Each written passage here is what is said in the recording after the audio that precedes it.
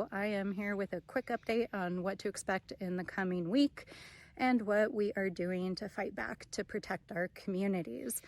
I think if anything is clear, this week demonstrated that the White House and the president and the GOP are more concerned with building ballrooms, bailing out billionaires, and blowing things up than they are feeding families, our federal workers, fixing healthcare, and firming up our national security, because everything they did this week indicates that they are in it for themselves and for their friends, and they don't care what happens to the American people.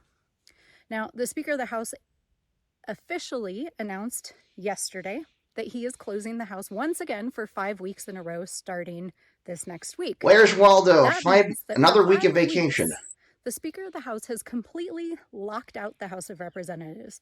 They have shut it down. They have canceled votes. He is still refusing to swear in Adelita Grijalva. Where's Waldo? Turn the lights off. Pending from the state of Arizona.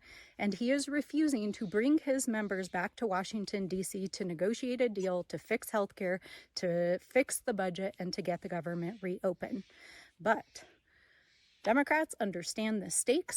We understand the assignment, and so we are headed back to Washington, D.C. on Monday to continue our fight for the American people and to demand that they reopen the government and fix the things that they have broken. What has happened over the last week is that the administration sent a letter to states essentially telling them that they could not load up the EBT cards of SNAP beneficiaries for November. That is illegal. There are contingency funds sitting in the federal government's budget to allow those funds to continue to flow. And the administration, the White House, is choosing cocksuckers to try to force states to not give food assistance to millions of Americans. So I am on letters with my colleagues demanding that the administration release these funds. I've signed on to legislation filed by Amelia Sykes of Ohio to extend SNAP benefits. Of course, we're not open to pass that legislation, but we are also filing legislation next week to direct the administration to release those funds. And our state attorney generals across the country are suing the federal government to release those funds.